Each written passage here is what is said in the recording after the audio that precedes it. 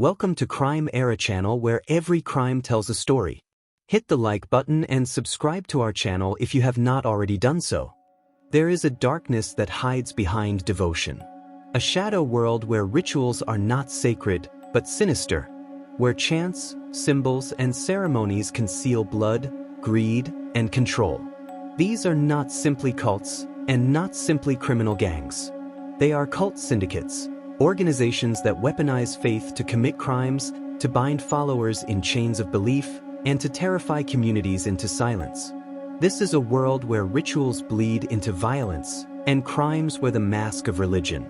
Welcome to the hidden world of cult syndicates. Cult syndicates are hybrids, half spiritual movements, half organized crime.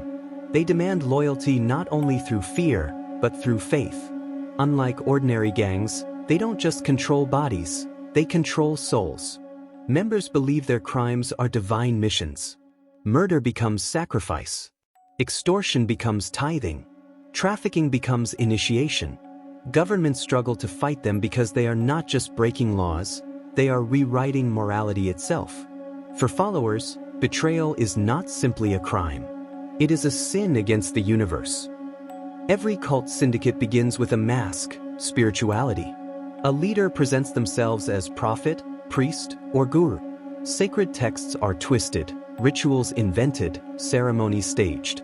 To outsiders, it looks like religion. To insiders, it feels like salvation. But beneath the mask lies profit. Money is siphoned through donations, property seized from recruits, criminal ventures hidden beneath prayer. Spirituality is the perfect cover. Who would suspect the preacher, the healer, the master of being a gangster in disguise? Behind every hymn is a hustle. Behind every ritual a crime. Rituals in cult syndicates are not innocent. They are weapons. A ritual can terrify recruits into obedience, conditioning them through blood oaths or staged violence. A ceremony can normalize crime, transforming theft into blessing or murder into sacrifice. Repetition of chants rewires minds, drowning out doubts. In cult syndicates, ritual is not spiritual expression, it is psychological programming. Every prayer recited, every chant repeated, every scar cut into skin tightens the invisible chains of control. Ritual is the crime's delivery system. Why do people obey? Psychology has long shown that repetition, authority, and fear create compliance. In cult syndicates, these principles are perfected. Leaders present themselves as divine, removing the possibility of doubt. Fear of punishment, by gods, spirits, or the group itself, silences dissent. Rewards are given sparingly, creating cycles of dependency. Members become trapped in a loop: obey, receive blessing, doubt, receive pain. Over time, obedience becomes automatic. Leaders don't just demand loyalty, they engineer it until followers cannot imagine disobeying. Not all faith groups begin as criminal enterprises. Some start as small religious movements. But over time, greed and power corrupt.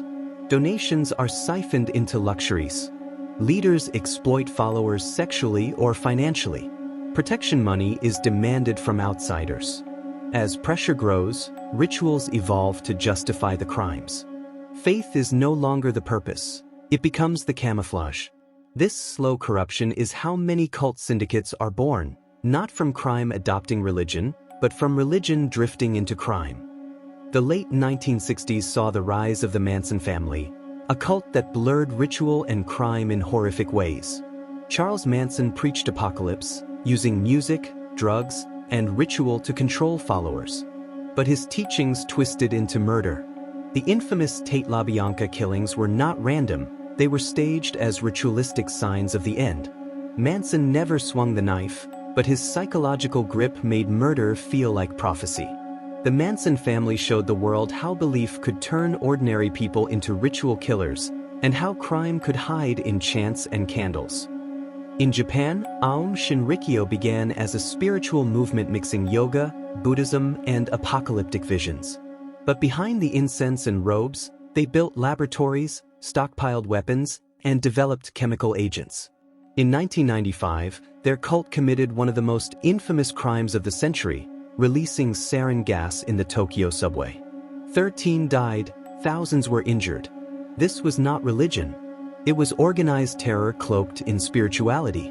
Aum Shinrikyo revealed the deadliest potential of cult syndicates. When rituals fuse with modern science, faith becomes a weapon of mass destruction.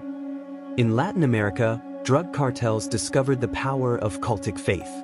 Groups worshipped Santa Muerte, the skeletal saint of death, and performed rituals before killings. Altars dripped with blood sacrifices. Criminal orders were sanctified as holy missions. The agents reported that cartel members believed bullets could not kill them if they were blessed in ritual. Faith and crime fused so tightly that to dismantle a cartel meant dismantling its religion.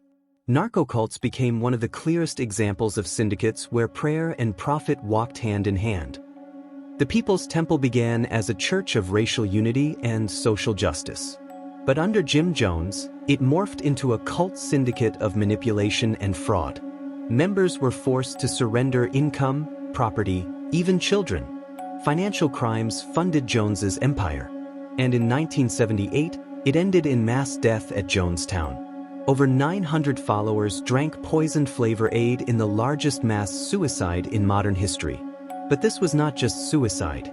It was fraud, theft, and coercion taken to its extreme. Faith became the tool. Crime was the outcome. Death was the result. In parts of Africa, criminal networks cloak trafficking and violence in ritual. Children are abducted for sacrifice, their blood or organs sold as magical power. Smugglers invoke spirits to terrify recruits into silence. Witch doctors bless weapons before raids. Communities remain paralyzed by fear of curses if they resist. Here, ritual is not optional ceremony, it is enforcement. For traffickers, belief becomes the strongest weapon. No prison can hold a mind convinced it will be cursed if it speaks. Europe, too, has seen cult syndicates. Secret orders with elaborate rituals have long hidden fraud, exploitation, and trafficking beneath cloaks of brotherhood. Some began as fraternal organizations, but drifted into criminality. Money laundering passed through initiation fees. Blackmail was secured through confessions in ritual chambers. Even in modern times, these networks adapt. Behind the facade of old traditions, crimes are committed with chilling efficiency. Europe's lesson is simple: syndicates thrive not only in poverty, but also in privilege. Blood binds stronger than law. Cult syndicates use blood oaths to seal loyalty. Members cut their flesh, mingle blood, and swear silence. These rituals are more than theatrics. They psychologically chain recruits. Breaking the oath feels impossible, not only out of fear of punishment, but out of fear of spiritual damnation. Leaders weaponize these oaths to ensure that members will commit crimes without hesitation, because the alternative is not just betrayal, it is eternal condemnation. Violence in cult syndicates is ritualized. A beating is framed as initiation. A killing is framed as sacrifice. Pain is sanctified, transforming crime into worship. For leaders, this ensures obedience. For members, it redefines morality. To shed blood becomes sacred. To endure pain becomes proof of devotion. Ritualized violence is the turning point, the moment when followers stop seeing crime as crime and begin seeing it as destiny. Money laundering is the bloodstream of syndicates. In cult syndicates, it is cloaked as religion. Donations, tithes, offerings, all flow into leaders' pockets. Front businesses hide trafficking and fraud. Pilgrimages and retreats become cash pipelines. What looks like charity is crime in disguise. For investigators, the camouflage is perfect. Who would question the offering plate? Who would suspect that beneath a church, temple, or shrine lies the machinery of organized crime? Across the globe, cult syndicates have used religion to smuggle weapons and drugs. Statues hollowed to hide cocaine. Shrines concealing firearms. Temples used as safe houses. Faith disarms suspicion. Customs officers hesitate to question holy objects. Smugglers exploit this hesitation ruthlessly. To them, spirituality is not sacred.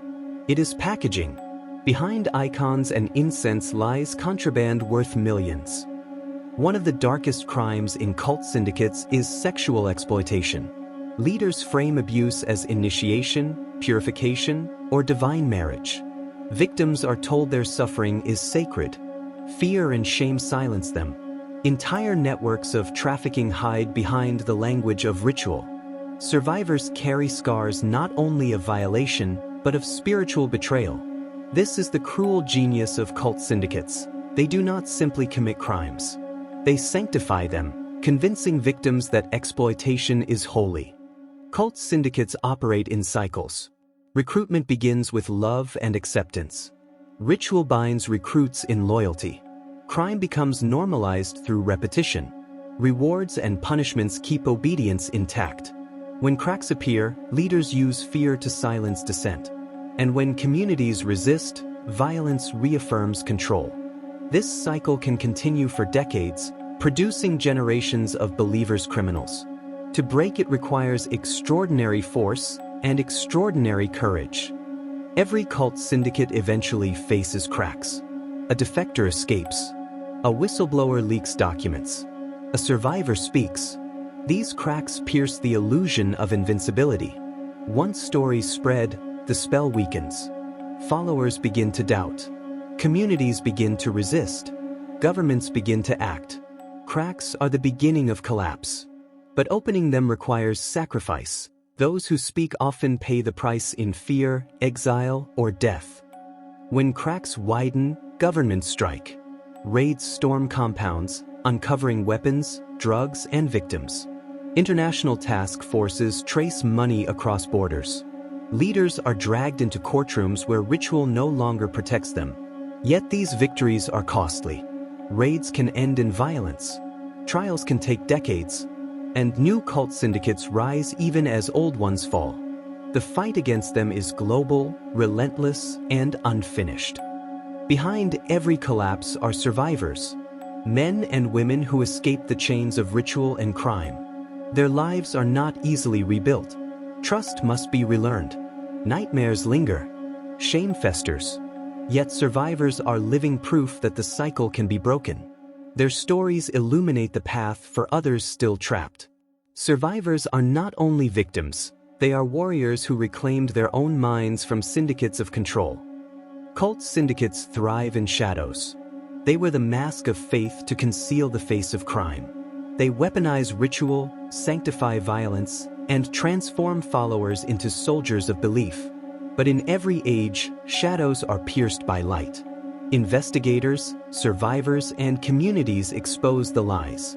The war against cult syndicates is not a single battle.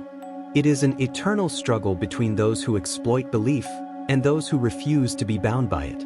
In the end, truth is the ritual that shatters every chain. Once again, if have not hit the like button and subscribe to this channel, you can do so for intriguing stories. Thank you for watching.